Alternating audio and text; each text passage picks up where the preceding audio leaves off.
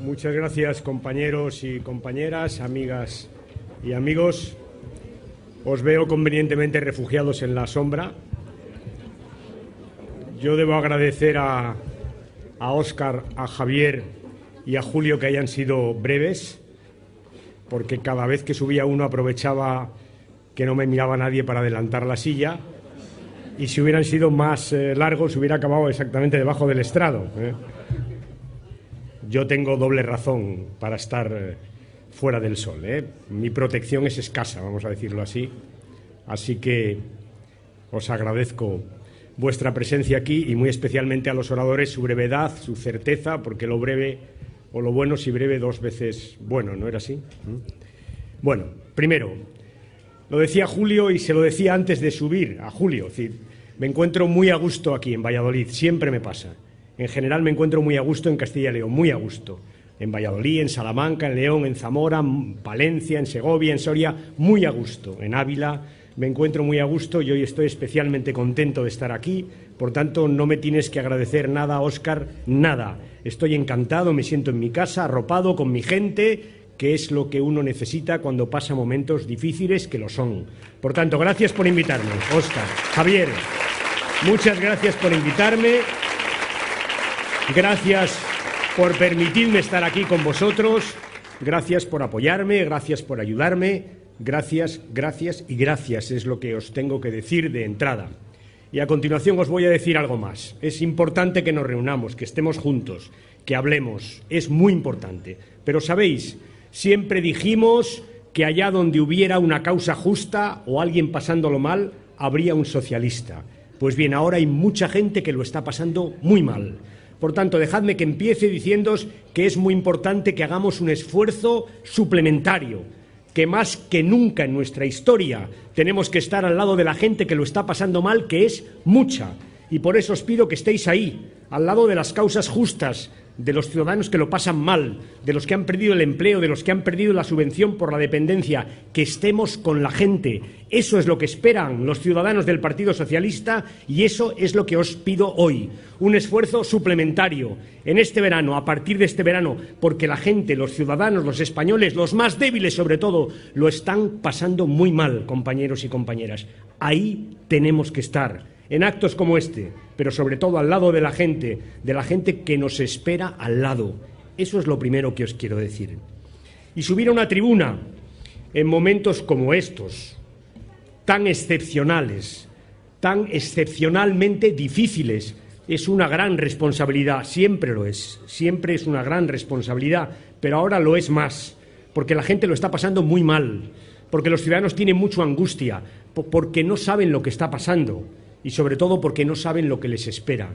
Es una responsabilidad enorme explicarles a los ciudadanos lo que vamos a hacer, lo que creemos que hay que hacer, lo que haríamos si gobernáramos, los esfuerzos que estamos dispuestos a hacer. Eso es muy importante, explicar lo que está pasando, abandonar el eufemismo. ¿Sabéis? Una de las cosas peores de esta derecha es que no acaba de decirle a la gente las cosas. El otro día Montoro en el debate, ¿os acordáis? En lugar de hablar de los recortes de salarios de los funcionarios, habló de retraer los salarios. Pero ¿por qué no le dicen a la gente la verdad de lo que tienen en la cabeza? Sin eufemismos, explicando lo que está pasando, dándole a la gente una explicación de por qué está pasando y diciéndole por dónde creemos que se deben hacer las cosas para salir de una situación enormemente difícil. Es una gran responsabilidad de todos los socialistas, especialmente de los compañeros que estamos en las que estáis en las alcaldías, en las diputaciones, en el Parlamento.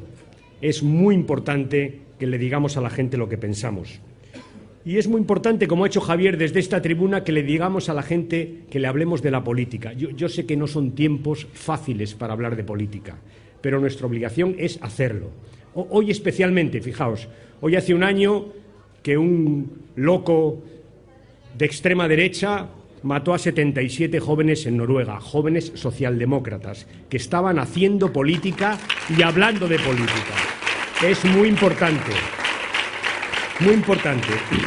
que les digamos a los ciudadanos una y otra vez que sí, que es la política la que les va a sacar o la que nos va a sacar de esta situación, que el origen de esta crisis es política, que fueron decisiones políticas de otros dignatarios en otros momentos, de otros jefes de gobierno, los que llevaron a los mercados financieros, a los bancos, al sistema financiero, a no tener reglas. Les permitieron campar por su respeto, y vaya si camparon, compañeros y compañeras, vaya si hicieron suya esa máxima según la cual los beneficios se privatizan y las pérdidas se socializan. Eso es lo que pasó.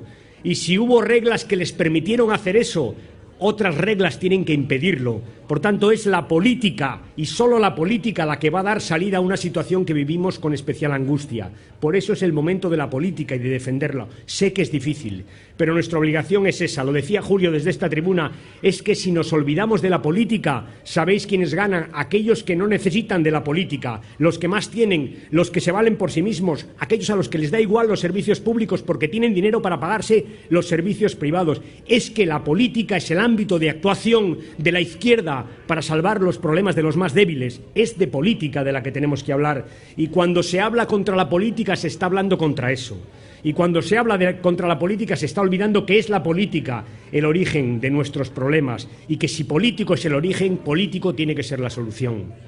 Y Europa, es verdad que nuestra solución está en Europa. Fijaros, esta crisis que empezó siendo mundial ya es solo europea, y los europeos tendremos que reconocer que algo hemos hecho mal cuando ahora tenemos una crisis que es solo europea, y es verdad que es europea, y es verdad que hay que hablar de Europa, y es verdad que hay que decirle a Europa que Europa somos todos, y que o nos salvamos todos o no se salvará Europa, que en el euro estamos muchos países, que o salimos todos o el euro no se salvará. Y hay que explicarle una y otra vez a Europa lo que queremos hacer y pedirle al Banco Central Europeo que actúe, que es Banco Central Europeo. Y es verdad que nació como nació. No habéis planteado, no os habéis pensado nunca que la Reserva Federal Alemana está en Washington, que el Banco de Inglaterra está en Londres y que el Banco Central Europeo está en Frankfurt. Por algo será, pero sigue siendo europeo, y hay que decirle que actúe, que efectivamente, que Europa es una, y que en el euro estamos muchos, y que Italia y España estamos en el euro, y que o salimos adelante o será el euro el que esté en peligro. Pero también hay que decirle al gobierno, y esto es más importante, que actúe, que tiene que actuar, que tiene que presionar, que tiene que convencer al Banco Central Europeo de que tiene que actuar para sacarnos de la situación en la que estamos. Fijaos, el viernes, como sabéis, fue un viernes negro. Por cierto, por una metedura de pata de un gobierno valenciano, pero en fin, de eso no vamos a hablar. Fue un viernes tremendo. Cayó la bolsa espectacularmente, subió la prima y aumentó la angustia de los españoles. ¿Sabéis lo que hubiera hecho yo si gobernara? Pues me hubiera cogido el avión este fin de semana, me hubiera ido a Londres, a Frankfurt, a Roma, a París, a hablar, a discutir, a convencer. Le hubiera dicho al gobierno, eso es lo que hubiera hecho. Le hubiera dicho al gobierno, a los ministros, que se cogieran los aviones y se fueran a las capitales europeas para hablar, para convencer, para discutir, para impedir que el lunes sea un lunes todavía más negro. Eso es lo que hubiera hecho. ¿Y sabéis lo que hizo la vicepresidenta del gobierno? ¿La visteis? Lo que hizo fue decirles a los españoles que no sabía lo que pasaba y, eso sí, meterse con el PSOE. Eso es lo que hizo. Y os voy a decir, si hubieran dedicado la mitad del tiempo que han gastado en meterse con el PSOE a convencer al Banco Central Europeo, hoy las cosas estarían de otra manera. Le voy a pedir al gobierno que tiene que salir a pelear, a convencer, a defender a España en lugar de meterse con la oposición, que es el gobierno de todos los españoles. Eso es lo que hay que pedirle, que convenzan al Banco Central, que peleen, que se fajen, que discutan. Eso es lo que tenemos que pedirles. Porque, compañeros y compañeras, tenemos... Esperad, es que se me caen los papeles. Calma. Tenemos un gobierno sordo, solo e incapaz. Sordo porque no escucha a nadie, solo porque no dialoga y no pacta con nadie, incapaz porque no sabe dónde va, porque en estos 6 meses no han dado ni una, y así nos va. Recortan porque no dan ni una. Son sus recortes el resultado de sus políticas. Ese es el gobierno que tenemos. Sordo, solo e incapaz. Y es justamente lo último que necesita España en este momento. Lo último. Y os voy a decir más. El gobierno se empeña una y otra vez en decir que no hay más soluciones que las que él adopta. No les habéis oído decir tenemos que ir por ahí, no tenemos otro remedio, no tenemos otra solución. Sabéis, no podemos consentirles ese razonamiento porque no es verdad. porque no es verdad, porque el Gobierno de España, como la derecha europea, está utilizando la crisis para desmontar el estado del bienestar. Es su coartada. Nunca les gustó, compañeros y compañeras, nunca les gustó. Y ahora han encontrado la excusa perfecta para cargarse, mira por dónde, la escuela pública, la sanidad pública, para recortar prestaciones sociales, para hacer lo que siempre quisieron hacer. Nunca les gustó. Y por eso es muy importante lo que han dicho los tres compañeros, Óscar, Javier y Julio, aquí en la tribuna, decir una y otra vez que no somos lo mismos, que claro que no, que Obama no es Romney, que Hollande no es Sarkozy, que Griñán no es Esperanza Aguirre, que el PP no es el PSOE. Naturalmente que no somos lo mismo. Tenemos que decirlo una y otra vez, empezando por la oposición. Es verdad, Javier, empezando por la oposición. No estamos haciendo la misma oposición que nos hicieron. Es más, os diré, no la vamos a hacer nunca. Nunca es nunca. Nunca la vamos a hacer. Nunca. Nunca. No habrá jamás un socialista que le diga a un diputado de Coalición Canaria, en este caso una diputada, aquello que le dijo Montoro a la diputada Oramas, ¿os acordáis? Deja caer a estos socialistas, que caiga España no importa, que ya vendremos después nosotros. Jamás un socialista dirá eso a nadie en España, jamás. Y es verdad, vamos a poner los intereses de España, como siempre ha hecho el PSOE en su historia, por encima de nuestros intereses partidarios. Lo vamos a hacer, pero también le decimos al Gobierno que no se equivoque. Los intereses de España no son los intereses del Gobierno del Partido Popular. No es lo mismo, compañeros y compañeras, que no se equivoquen. Y por eso no vamos a consentir que Rajoy diga que no hay alternativas. Ni vamos a consentir que diga esto de la herencia recibida, que ya está bien, sabéis, 6 meses de errores, no han dado ni una, 6 meses de recortes, y por eso estamos así. En 6 meses han hecho muchos destrozos, lo ha dicho Julio. De hecho, nunca tantos van a sufrir tanto por los destrozos y por los errores de unos pocos, del Gobierno del Partido Popular. Esa es la realidad. Nunca tantos van a sufrir tanto. Esa es la realidad. Y conviene recordar esos errores. Escondieron el presupuesto, ¿os acordáis? No lo hicieron para engañar a los andaluces. Y es verdad que no engañaron a los andaluces ni a los europeos. ¿Os imagináis lo que piensa en Europa o piensan los europeos de un país, de un gobierno en este caso, que en la situación en la que estamos esconde sus presupuestos para intentar ganar unas elecciones en una comunidad autónoma? ¿Pero qué pueden pensar de ese gobierno? ¿Sabéis el resultado de esconder esos presupuestos? Que perdimos confianza, que la gente nos miró en Europa con desconfianza, y eso es lo que nos está pasando. Escondieron el presupuesto, llevaron al desastre a Bankia, al desastre. Aquellos 15 días, ¿os acordáis?, donde todo empezó en 4.500 millones y acabó en 23.500, ¿os acordáis de aquella puja fantástica donde el ministro decía 4.000, 7.000, 10.000, lo que sea necesario? Una puja que acabó, el presidente de Bankia cerró la puja y dijo 23.000 y el otro le dijo, pues claro, 23.000. Pero ¿os imagináis el espectáculo que dimos esos 15 días? ¿Sabéis lo que decían? Estos españoles, estos del gobierno del PP, no saben dónde va. Desconfianza y desconfianza. Y como no sabían dónde iban, aplicaron lo que saben hacer, recortes y recortes. Y empezaron con la sanidad y con la educación, hasta los recortes de la semana pasada, recortes y recortes. Y os digo, y se lo he dicho en el Parlamento y lo voy a repetir, lo tenemos que repetir una y otra vez, recortes conducen a recesión, recesión conduce a desempleo y desempleo conduce a sufrimiento, un sufrimiento inútil, un sufrimiento sin esperanza. Eso es lo que el Gobierno del Partido Popular les ofrece a los españoles. Recortes, recesión, desempleo y sufrimiento. Y se lo tenemos que decir una y otra vez, que se están equivocando en la política económica, que la tienen que cambiar, porque mientras hacen esa política económica lo que generan es desigualdades. Nada está mejor que hace 6 meses, nada. Ni el crecimiento, ni el empleo, ni la inversión exterior, ni la prima de riesgo, nada está mejor, todo está peor. Pero lo peor de lo peor es que ha aumentado la desigualdad en España. Y cuando pienso en desigualdad, estoy pensando en los que han perdido su empleo, cientos de miles de trabajadores que han perdido su empleo por esta política equivocada de recortes y recortes y recortes. Estoy pensando en los estudiantes que van a pedir sus becas, en aquellos a los que les van a subir las tasas. Estoy pensando, ¿sabéis en quién? En los jubilados, a los que les han engañado. Porque en el debate de investidura les dijo Rajoy, subiré las pensiones, y es verdad, las subió un 1%. Lo que luego no les dijo es que les iba a subir el IRPF. es que les iba a obligar a pagar por las medicinas, es que les iba a subir el IVA. Al final, los pensionistas hoy viven con menos pensión que hace 6 meses. Eso no se lo ha dicho el señor Rajoy. Eso no se lo ha dicho. Desigualdades. Desigualdades, eso es lo que hay. Tratan de decirnos que no existe alternativa, os lo decía al principio, y eso no lo podemos consentir, porque es tanto como perder la esperanza, y nosotros sabemos que existe alternativa, naturalmente, que existe. ¿Sabéis para quién no hay alternativa? Para quien no hay alternativa es para aquel que ha perdido el empleo por la reforma laboral del Gobierno del Partido Popular. Para este sí que se le están poniendo las cosas muy difíciles. ¿Sabéis? No hay alternativa. No hay alternativa para aquellos españoles que cobraban la dependencia y hoy van a cobrar mucho menos. No la hay para aquellos que esperaban una ayuda a la dependencia, casi 400.000, y no la van a tener hasta el 2015. Algunos ya no la podrán tener. Para esos es para quienes no hay alternativa. No hay alternativa para esos estudiantes que ven cómo se les suben las tasas y se les bajan las becas. Y cuando subes las tasas y bajas las becas, lo que sucede es que estás cargándote la igualdad de oportunidades. Para esos estudiantes, para ellos sí que no hay alternativa.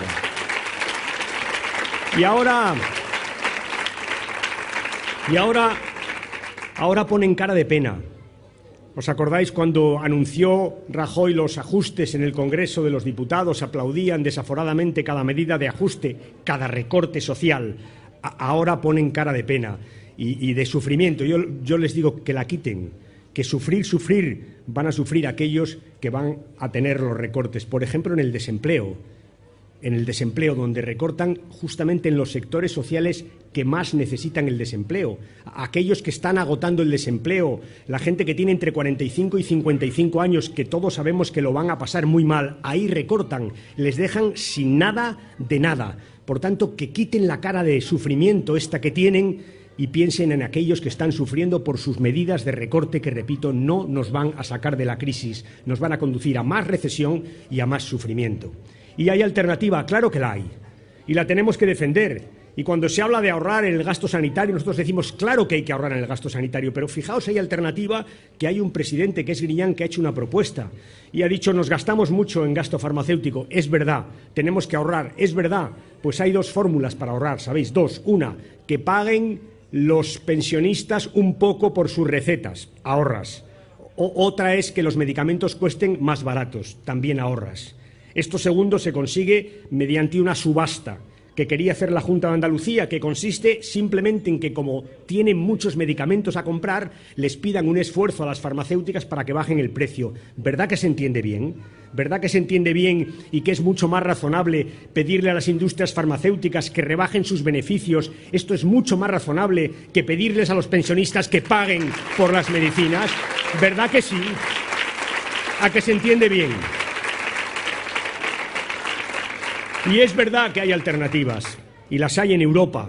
Y es verdad que hace 10 días le dijimos al Gobierno, estás equivocado, por aquí no vamos a ningún sitio. Y estamos dispuestos a hablar porque admitimos que la situación es difícil. Por cierto, difícil por los 6 meses de gestión extraordinariamente negativa que habéis tenido. Pero es verdad, no quisieron hablar con nadie. Y tratamos de explicar el otro día, la semana en el Parlamento, qué hubiera pasado si hubiéramos podido acordar, qué hubiéramos propuesto en ese acuerdo. Y fijaos, es bastante fácil de entender. Hubiéramos propuesto que se pusiera un impuesto de grandes fortunas, que las hay en España. Y si hubiéramos puesto ese impuesto de grandes fortunas, no tendríamos que haber recortado el desempleo. Hubiéramos propuesto que las empresas pagaran todas un mínimo del 15% para que paguen las grandes empresas, que mediante deducciones pagan el 8 y el 9. Hubiéramos propuesto que las grandes empresas hicieran un esfuerzo. Y sabéis que os digo que si hubiéramos tenido éxito en esa propuesta, nos hubiéramos ahorrado los recortes a la dependencia. Hubiéramos propuesto que las deducciones de vivienda, de las grandes viviendas, estas deducciones por segundas y terceras casas, que se van a quitar porque Europa ha obligado al Gobierno a quitarlas, que esas deducciones se dedicaran a educación y a investigación y desarrollo, que eso sí que es futuro y eso sí que es crecimiento. Hubiéramos propuesto medidas para crecer, además de ajustes presupuestarios. Hubiéramos propuesto naturalmente que se revisaran las deducciones fiscales, que las hay en nuestros dos grandes impuestos, en sociedades y en IRPF, para ver cuáles son justas y cuáles no lo son. Hubiéramos quitado las injustas y con ese dinero hubiéramos potenciado, por ejemplo, nuestras exportaciones, que es lo que necesitamos para crecer, crecer y crecer, que es la forma de crear empleo. Hubiéramos propuesto medidas justas para salir de la crisis. Y les hubiéramos dicho a los funcionarios: vamos a sentarnos a hablar. Vamos a hacer lo mismo que se ha hecho en el sector privado, donde sindicatos y empresarios han hecho un pacto de rentas. ¿Sabéis qué es un pacto de rentas? Un pacto de rentas es que los empleados, los trabajadores, aceptan una moderación salarial para bajar los precios y poder exportar, y los empresarios aceptan una moderación en los beneficios, lo cual a su vez baja los precios. Eso es un pacto de rentas, moderación de las dos partes, de los empleados, de los trabajadores y de los empresarios. Eso se ha pactado en el sector privado. Eso sí que es un buen pacto para salir de la crisis. Hubiéramos propuesto a los empleados públicos algo parecido. Les hubiéramos dicho: vamos a hablar de una moderación salarial, eso sí, moderada, pero a cambio de eso vamos a mantener el empleo público porque hay mucha gente que lo necesita. Eso hubiera sido un buen pacto en nuestro país. Todo eso hubiéramos hecho si hubieran querido hablar. No han querido. Lo que no pueden decir es que es culpa nuestra, y lo que no pueden decir es que no tenemos alternativas, porque ahí las tienen. Las hemos explicado en 5 minutos. Claro que las hay. Las hay en España, las hay en las comunidades autónomas en las que gobernamos y las hay en Europa, en las que hay gobiernos socialdemócratas que están demostrando que se puede salir de la crisis creciendo, creando empleo y con justicia, compañeros y compañeras. Termino ya, como empecé. La gente lo está pasando muy mal. Y en estas circunstancias nosotros tenemos que hacer un esfuerzo suplementario para estar con esa gente. No solo para proponer, para defender nuestros principios en los parlamentos, en los ayuntamientos, para estar con la gente donde sufre. Siempre, compañeros y compañeras, se ha recordado también desde esta tribuna, llevamos 130 años de vida. Hemos sido un partido imprescindible, hemos sido un partido necesario. Ahora somos imprescindibles para mucha gente, imprescindibles, y tenemos que demostrar que el Partido Socialista está donde estuvo siempre, está en el origen de nuestro partido, estar ahí. Nos llamamos Partido Socialista, Obrero y Español. Pues eso es lo que os pido, que actuemos como partido, que actuemos como socialistas, que nos preocupemos por los trabajadores y que pensemos en España. Gracias, compañeros, gracias, compañeras. Hasta siempre.